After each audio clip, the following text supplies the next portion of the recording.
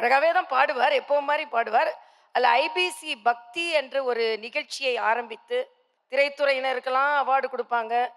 பெரிய பெரிய ஆக்டர்ஸ்லாம் வந்து அவார்டு வாங்குவாங்க.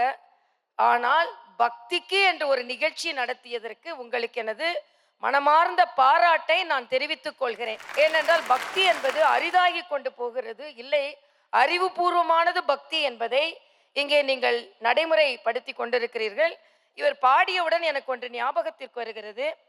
நான் தமிழ் பேசியவுடன் எல்லோரும் என்னிடம் கேட்பார்கள், மருத்துவம் தானே படித்திருக்கிறீர்கள், தமிழ் கற்றதனால் தமிழ் பேசுகிறீர்களா என்று கேட்பார்கள். நான் சொல்வேன், தமிழ் கற்றதனால் தமிழ் பேசவில்லை, தமிழ் என்னை பெற்றதனால் நான் தமிழ் பேசுகிறேன் என்று சொல்வேன்.